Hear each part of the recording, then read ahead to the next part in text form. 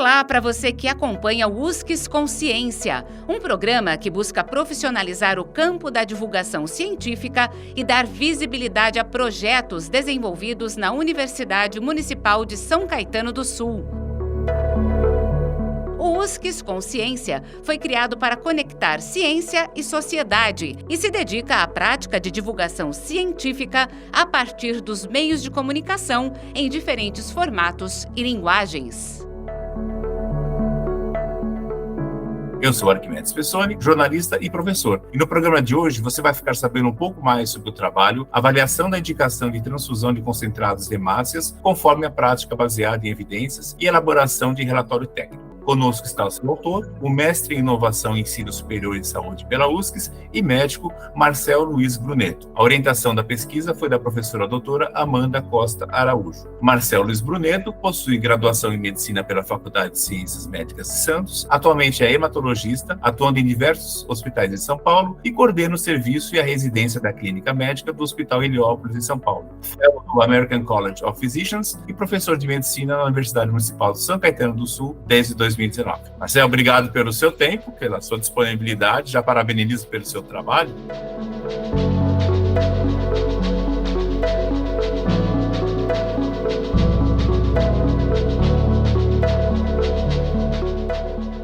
Vou engatar logo a primeira pergunta aí para você divulgar. O teu tema de pesquisa, ele é um clássico exemplo que a gente chama na academia de problema de realidade, né? Então, quando você chegou no mestrado da USCS, você já veio com essa temática ou ele foi gestado com a sua orientadora?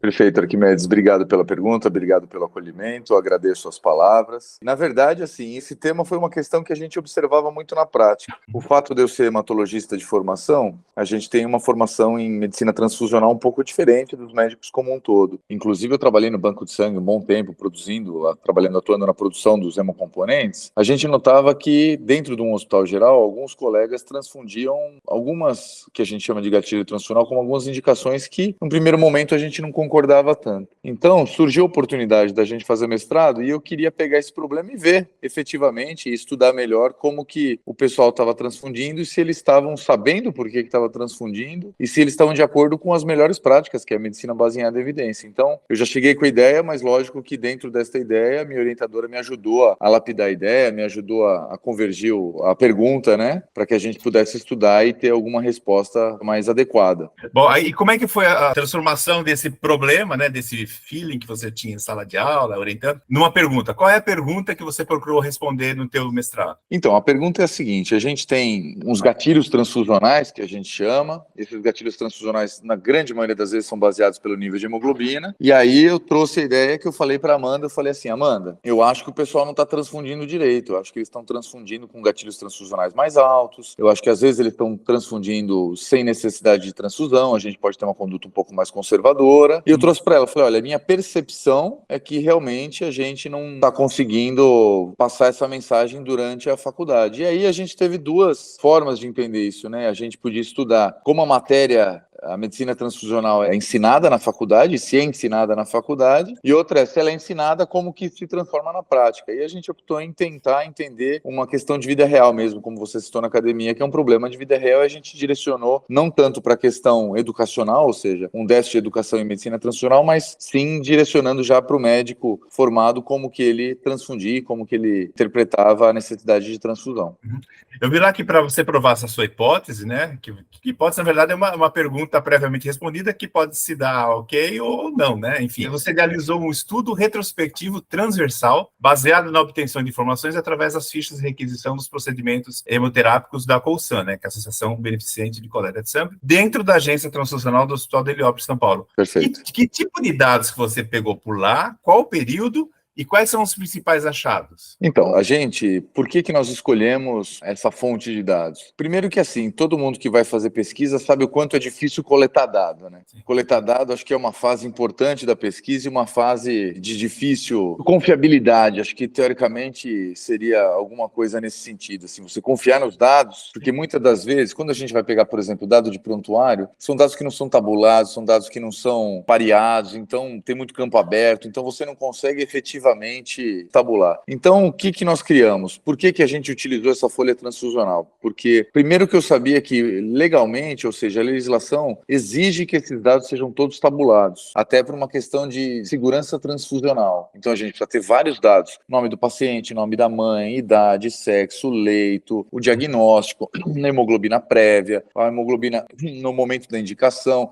quem que estava indicando essa transfusão, o caráter de transfusão. E esses dados, que se eu fosse coletar em prontuário, provavelmente eu teria muita dificuldade, eu teria que ter muito maior o número de prontuários sendo acessados, e aí você também tem a questão ética, né, porque você vai ter que ter o consentimento de todos esses pacientes para utilizar os seus dados. Então a gente optou, já sabendo, como eu já trabalhei em banco de sangue de antemão, que essa era uma fonte confiável de dados, que a gente alimenta dados de base do governo com esses dados de transfusão. Então, quais foram os dados que nós coletamos? Então, a gente coletou o nome, a data de nascimento dos pacientes, para a idade, o peso, o sexo do paciente, o setor, para a gente tentar entender qual que era o setor que estava pedindo mais transfusão de sangue, se tinha alguma característica de transfusão entre um setor e outro, o diagnóstico e as suas comorbidades, a indicação da transfusão, a modalidade da transfusão, o hemocomponente, a hemoglobina e o hematócrito. Então, com esses dados, a gente conseguiu, de alguma maneira, entender ali a epidemiologia de quem estava transfundindo e da idade dos pacientes. Então, a gente conseguiu fazer uma avaliação epidemiológica da necessidade dos pacientes e de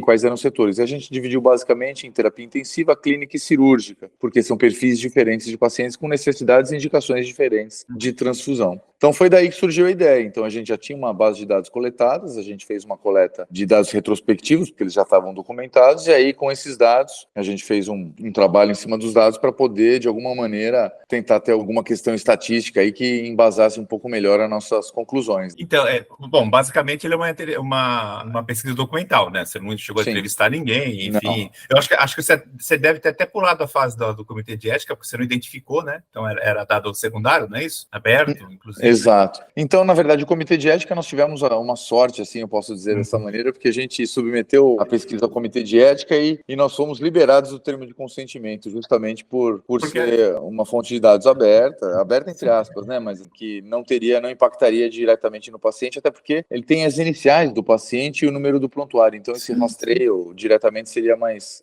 difícil de conseguir. Com certeza, porque pegar esse povo todo aí não daria certo. Agora, sim, os números mostraram o que é para você? Aquela história que você tinha na premissa, né, que a transfusão não é bem feita, às vezes ela é indicada, contraindicada. Você conseguiu ver isso pelos números? Então, você vê que engraçado, né? A minha percepção, a gente conseguiu comprovar. E acho que é uma parte legal de quando a gente vai fazer pesquisa, ou de quando que a gente vai fazer ciência, é justamente a gente separar o que é percepção pessoal do que é número real, né? Então, a gente considera uma estratégia restritiva quando a hemoglobina do paciente é menor do que 7 gramas por decilitro. Os nossos achados foram que aproximadamente 40,6% dos pacientes foram transfundidos com uma hemoglobina maior do que 7, o que não necessariamente é considerado ou corresponde a uma estratégia restritiva. Então, se a gente for levar, assim, fazendo uma conta aqui um pouco mais simples, 60% dos pacientes foram transfundidos de maneira adequada e 40% foram transfundidos de maneira inadequada, né? Ou seja, que o gatilho não foi restritivo. Então, a minha percepção é que era um pouco pior do que isso, mas ainda cabe, acho que dentro desse dado, que era a nossa grande ideia do relatório técnico, cabe uma estratégia educacional, para que a gente capacite melhor os médicos, para que eles tomem a decisão de transfusão muito mais consubstanciada, né? Lá no teu trabalho, você afirma, né, que a educação em medicina transfusional é reconhecida como uma ferramenta valiosa para garantir a segurança do paciente. Agora, aspas para você. Entretanto, estudos em diferentes países em todo o mundo, inclusive no Brasil, têm demonstrado conhecimento insuficiente de médicos recém-formados em medicina transfusional e a necessidade de expandir e melhorar o ensino dessa medicina em níveis de graduação e pós-graduação. Aí vem a minha pergunta. Na sua experiência de aluno, né, de graduação em medicina, o que você recebeu de informação sobre o tema foi suficiente? Não foi. Assim, o que eu recebi eu ainda tive, eu acho que eu fui um afortunado, porque ainda tive alguma coisa de medicina transfusional. Pelo menos alguém me falou que era um concentrado de hemácias, um concentrado de plaquetas, um plasma fresco congelado, um crio precipitado. Mas se você olhar os dados de literatura, praticamente 2/3, 74,1% dos egressos de medicina não recebeu nenhum treinamento muito em medicina transfusional, e aí eu não estou nem falando de hematologia, mas na época, é engraçado, né, porque assim, na época que eu recebi, eu tive uma aula descritiva, o que que era isso, o que que era aquilo, para que que serve, mas assim, gatilho transfusional, ou seja, e o objetivo da transfusão, eu não tive essa aula, então a gente sai bem cru nesse sentido, e eu aprendi na prática, já na residência de clínica, que são 2 anos, e aí a gente aprofunda muito mais esse detalhe dentro da especialidade, porque nós hematologistas somos os maiores usuários aí de hemocomponentes pela característica das doenças que nós tratamos. Por curiosidade, por que você escolheu essa especialidade? Rapaz, porque eu gostava de doente grave. Eu entrei na residência com uma ideia de fazer cardiologia, e aí as patologias que eu mais gostava de cardiologia eram as patologias de pronto-socorro, então infarto, arritmia, insuficiência cardíaca, e aí eu entendi também que eu não gostava muito de dar plantão em pronto-socorro, mas mesmo assim eu sempre gostei muito de doente grave. E eu tive alguns colegas hematologistas que eles eram muito bacanas, e a minha especialidade, sem puxar sardinha para a minha especialidade, mas já puxando sardinha para a minha especialidade, é uma especialidade que abraça muito o doente, a gente segue o doente em todas as etapas da doença dele, a gente está sempre com ele, então isso me atraiu também, de maneira que eu pudesse desenvolver tanto a parte técnica que eu gostava e poder fazer a diferença na parte humana também, que é muito reconfortante. Eu tive muito contato com o professor Auro Del Giglio, que é da medicina ABC, que é meu amigo, e uma vez eu comentei com ele, falei, doutor, a tua especialidade é muito complicada, né, porque o médico, normalmente ele aprende a vencer a morte, né, e o teu caso, você acaba pegando aqueles casos que você sabe que você vai perder. Aí ele me deu uma resposta que até hoje eu não esqueço, que é para ser Arquimedes para mim, não importa a gravidade, né, o tempo de vida de um paciente, mas sim a qualidade de vida que ele vai ter nesse tempo, né, e eu posso contribuir para isso. Pô, legal, né, toma, tá na cara, aprende, né, então assim... Não, mas é que a gente brinca que acho que a única certeza que a gente tem na vida é que nós vamos morrer, né? Pois é, né? Esse é o desfecho certo para todo mundo. E às vezes, tem um outro colega meu que ele é muito bacana, ele fala o seguinte, que um bom médico é um bom atrapalhador de doenças. Então, quanto melhor a gente atrapalha a doença, melhor médico nós somos. Aquele zagueirão né? Passou, né? Exatamente. Então, e aí eu gostei muito da parte, tanto da parte técnica quanto da parte humana, porque essas doenças são difíceis de ser tratadas, são doenças complicadas que emocionalmente abalam muito a família. Então, eu acho que a gente pode fazer um pouco de diferença. Eu me sinto, mesmo que o desfecho não seja a cura, que às vezes não é a cura, eu sinto que eu consigo contribuir bastante nesse período que eles estejam aqui, visando a qualidade de vida e dando a oportunidade deles fazerem as suas diretivas antecipadas, deles conversarem com a família, resolverem suas pendências emocionais, psicológicas. Isso tem muito valor mesmo. Sim. Bom, você diz acreditar lá que a prática baseada em evidências é um excelente norteador para direcionar os futuros estudos na área da saúde, inclusive na medicina. Então, nesse sentido, eu queria saber qual a relação do teu produto, né, que foi derivado da tua pesquisa, com a prática baseada em evidências. A relação do meu produto é o seguinte, o meu produto é um relatório técnico, e esse relatório técnico, ele reúne, de uma maneira concisa, obviamente, as melhores evidências que a gente tem em relação a gatilhos transfusionais.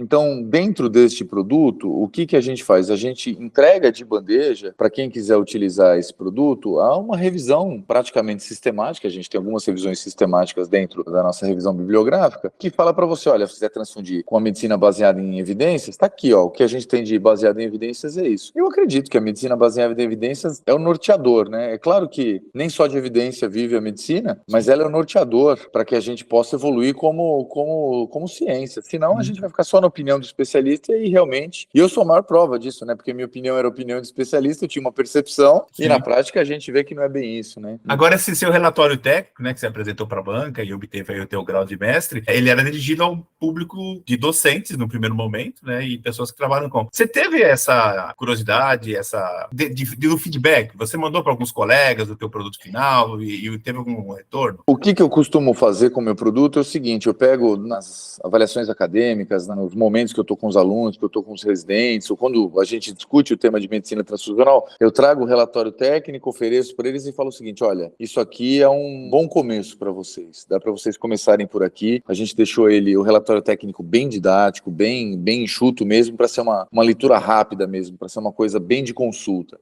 E o feedback deles é um feedback bem positivo. Os alunos falam, professor, graças a Deus que a gente está tendo contato com esse material, que bom que a gente está tendo contato, porque é um material relativamente simples, a gente consegue entender e supre uma lacuna que possivelmente a gente vai ter lá na frente. E os residentes, por estarem na prática e sentirem a dificuldade da tomada de decisão na hora de transfundir, eles se sentem bem à vontade com o material. Então eu tenho esse feedback do dia a dia. Agora, o feedback da faculdade, tudo, ainda não consegui ter essa oportunidade de ter esse feedback. Agora, vamos falar de expectativa e realidade, né? Você precisou fazer aí, né, o mestrado para obter o título, porque você entrou para a academia, né? Imagino que quando você fala, bom, vou encarar, né? Você deve ter tido uma expectativa. E aí, existe uma vida no meio disso tudo, aulas e trabalhos e leituras e pacientes e sangue para lá e sangue para cá. E aí, como é que foi a tua experiência de ser aluno? Porque você era professor, você estava do outro lado do balcão, né? Como é que foi a tua experiência de aluno? Você curtiu esse mestrado ou assim, não quero mais saber, prefiro transfusão na sangue? Olha, você sabe que é uma experiência que, assim, eu achei muito bacana por 2 sentidos. O primeiro sentido de tudo é o seguinte, eu fiz o mestrado, eu tinha 43 anos. Então, eu já tinha praticamente 20 anos de prática clínica, de dia a dia, de preceptoria, de docência, que é uma coisa que você vai ensinar, alguma coisa que está no seu dia a dia, é muito simples. E aí, você poder voltar para a academia e voltar a estudar é muito reconfortante, porque primeiro que a gente volta mais maduro, né? Então, o fato de você estar mais amadurecido faz com que você curta aquele momento de estudar. Você fala, poxa, que legal, estou tendo um tempo para estudar.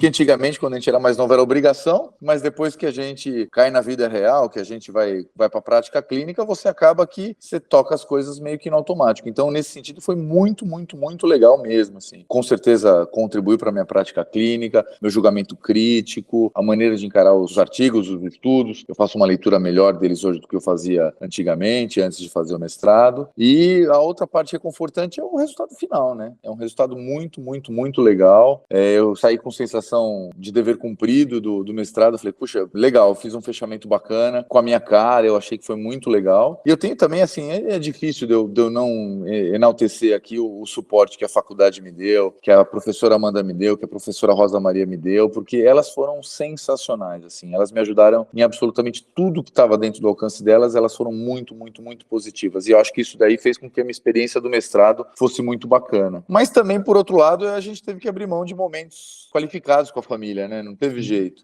E você sabe quando a gente era criança, assim, sabe quando a gente ia ter prova no dia seguinte, você fala, puxa vida, será que eu estudei tudo que tinha para estudar? Fica aquela pendência. Eu passei 10 meses, assim, sempre parecia que tinha alguma coisa pendente, alguma coisa faltando, que você tá em dívida com alguma coisa. Então essa era uma sensação ruim, mas é uma sensação de cobrança, né, que faz parte do processo de aprendizado do mestrado. Mas de uma maneira geral, eu achei maravilhoso. Sabe que eu tinha um professor, quando eu fiz o doutorado, ele vinha assim, que a cada aula, ele falava, vocês têm que ler esse livro, tá em alemão. Esse aqui você tem que ler em francês, esse artigo sai semana. Então, e tinha do meu lado um diretor, ele era um português, ele era diretor de uma universidade lá de Curitiba. E ele levantou a mão e falou assim, professor, isso não é muito justo. Então, por quê? É muita gente a escrever só para eu ler. Né? Então, assim, você tem realmente essa sensação chama FOMO, né? Phobia of Missing Out. Né? Você nunca está formado, e aí alguém na banca vai perguntar alguma coisa que eu não li, né? Mas, impressionante. Mas o recorte é temporal, né? É um flash. Daqui 2 anos você vai rever muita coisa que você escreveu. Claro. Mas aí vai ter um doutorado para você fazer, né, doutor? Já. Pois é, você sabe que eu penso isso hoje, eu falo o seguinte, olha, agora eu não tenho tempo para fazer um doutorado, porque filho, família, trabalho, médico aqui, bom, pelo menos a grande maioria dos que eu conheço, ninguém tem menos que 3 empregos, todo mundo corre para lá, corre para cá, mas eu penso quando eu tiver mais velho, seguindo na academia, quando eu já tiver com a vida um pouquinho mais ajustada, eu penso em fazer um doutorado com toda a calma do mundo, entendeu? Porque eu não quero justamente ter o FOMO, é a única coisa que eu não quero, trabalhar, fazer o estudo, escrever, isso daí não teve problema nenhum. O X da questão realmente é como a gente se sente em dívida com alguma coisa que é palpável. Né, a família às vezes fala, o que ele está fazendo que não dá atenção, né? Você tem que cancelar a pizza no final de semana porque tem que estudar, mas enfim, eu acho que opções na vida, né? Todo ganho tem uma renúncia, né? Enfim. Sem dúvida. Agora tem alguma coisa que eu não lhe perguntei, Marcelo, que você acha importante falar? Olha, eu queria falar e pontuar, assim, de novo, como foi bacana o mestrado, como foi legal. Eu não sei dizer como que é nas outras universidades, mas o pessoal da USC foi muito acolhedor, foi muito bacana. E eu acho que fica de lição para mim, eu tinha mesmo um receio de entrar dentro da academia, mas foi muito, muito, muito bacana. Então, eu acho que a gente abrangeu bem o tema da pesquisa e compartilhar a experiência com vocês foi muito legal mesmo. Esse foi o USCS Consciência, programa sobre pesquisas realizadas na Universidade Municipal de São Caetano do Sul. Este episódio teve a apresentação de Arquimedes Pessoni e trabalhos técnicos de Márcio Roberto do Nascimento Filho. O USCS Consciência é uma produção da Coordenadoria de Comunicação e Universidade de São Caetano do Sul e pode ser acessado no canal do YouTube da USCS e nos aplicativos de podcast. Você encontra o USCS Consciência nas redes sociais Facebook e Instagram.